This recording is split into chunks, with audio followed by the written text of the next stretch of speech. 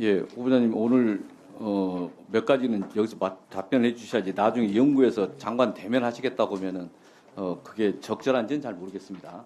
일단 먼저 말씀을 드리고 한 두 가지 간단한 지적을 좀 한 다음에 또 말씀을 드려야 될 것 같은데 아까 김한규 의원이 논문 자기 표절이 된 것에 대한 지적을 했는데 보니까 대전지방법원 형사 제9법 판결 2015년 정도 판결인데 업무방해로 형사처벌한 사례가 있습니다. 자기 그 표절에 대해서. 논문 신청 승인된 다음에 다시 국제학술지하는데 내용이 똑같은 내용이니까 이런 사례가 있습니다. 업무방해죄로. 그 다음에 이 후보자가 재직했던 숙명여대 연구윤리진실성실위원회에서 된 2007년도부터 이게 있었네요. 이 규정 자체가. 여기에도 연구 부정행위 중에 하나로 부당한 중복 게재 행위에 대한 행위가 있네요. 그리고 이런 경우에는 징계를 하거나 논문을 철회하거나 수정 요구하거나 등등의 통보를 하거나 이후에 이제 지도나 심사를 제한하나 이랬는데 이런 것은 더 잘 아시죠? 네, 지금 현 시점에서는 제가 잘 알고 있습니다만 그 논문은 사실 1995년도에 제가 임용도 되기 전에 했던 거고 그 당시에는 관행이라고 이야기하면서 그 관행이라고 이야기하는 과정 속에서 불법들이 있었고 그것을 개선하겠다고 한 게 원칙과 상식의 윤석열 정부였습니다. 표창장 같은 경우도 그렇고 확실하게 문제제기해서 또 기소도 하고 그랬지 않습니까? 윤석열 대통령이 무슨 생각으로 이 문제에 대해서 입을 다물었는지 의문이 있어서 한 번 더 짚었습니다. 이게 윤석열 정부의 인사의 원칙과 상식인지 의문이 있어서. 다음으로 50년 주담보대출 있습니다. 이게 이번에 아까 의료청에서 제출하신 서류고 이 서류에 의하면 올해 8월 달에 6억 대출 받으신 거 맞죠? 네, 맞습니다. 예.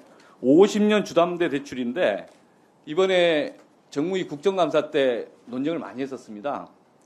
당시 후보자 나이 66세, 50년 만기 주택담보대출 받은 거 어떻습니까? 좀 상식적이라고 보십니까? 사실 그런 생각을 한 번도 한 적이 없었습니다. 네. 왜냐하면은 저는 재건축 아니 2001년에 이것은 후보자가 불법행위를 했다고 이야기하지는 않습니다. 이것은 이 건은 후보자가 불법행위한 건 아닙니다. 네네. 예, 왜냐하면 다만, 집단 대출에서 모든 조합원이 다 했었기 때문에요. 국무위원을 하려고 하시는 분이기 때문에 후보자가 지명이 되면은 국무위원이 될 겁니다. 네. 국무위원은 국가 전반적인 정책에 대해서 상식적 감각이 있어야 됩니다. 그런데 나이 66세인 후보자가 50년 만기 주담되면은 통상 60세, 70세까지 해서 이 변제기를 예상을 하지 않습니까? 일할 시간을 고려해서.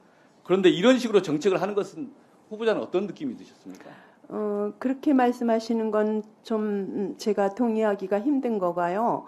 주담대 받은 거하고 제가 앞으로 펼쳐야 할 아니 정책을 그와 전혀 다른 겁니다. 네, 다른 그 거죠. 보훈 정책과 상관없이 후보자는 대한민국의 국무위원이 될 경우에 뭔가 다른 사안에서 정치적으로 좀 알아야 될 것은 있어야 되거든요. 네, 그렇습니다. 이건 상식이지 않다고 많이 비판을 받았던 겁니다. 네. 그래서 이 금융위원회 관계자를 또 반성하는 주제입니다. 이 부분에서 후보자가 이걸 신청했기에 이런 게 반복되면 안 된다라는 정도 감각은 갖고 계셔야 된다. 이게 사회적으로 보면 되게 개인적으로 불법은 아니지만 참 황당한 일이다. 민심이 횡행할 일이다. 이런 지점을 지적을 하는 겁니다. 후보자의 법적인 불법 문제는 전혀 아닙니다. 하지만 정무적인 것을 했을 때 국무위원이 그 정도 감각이 없으면 사고 난다. 이런 말을 하는 겁니다. 제가 조금 전에 강성희 의원님이 지적했던 것 관련해서 이제 이승만 대통령 이야기를 한번 좀 해야 되는데요. 이승만 대통령과 관련해서 질의를 했더만 기념관에 대해서 이것은 보훈부 소관이 아니다라고 했는데 이 답변서 직접 쓰신 겁니까? 아니면 실무자가 써준 겁니까? 저한테 서면 답변 주신 겁니다. 네, 같이 했습니다. 그러면 올해 2023년 1월 31일자 보훈부 중기 사업계획에 기념관 문제와 관련돼서 예산 논쟁이 돼서 편성된 거 아십니까? 모르시죠? 네, 거기까지는 모릅니다. 그러니까 이게 지금 뭔가 옆에서 보좌하는 팀들이 엉터리 보고를 할 수가 있는 거고 그것이 엉터리인지 아닌지를 구분을 못 하시는 것 같아서 좀 걱정이 돼서 그렇습니다. 실제 그런 예산이 논의가 됐기 때문에 이 문제 제기를 하는 겁니다. 3.15 부정선거로 된 사람 아닙니까? 쫓겨나고. 민주적 기본 질서에 관한 문제입니다. 이 문제는 이따 오후에 다시 한번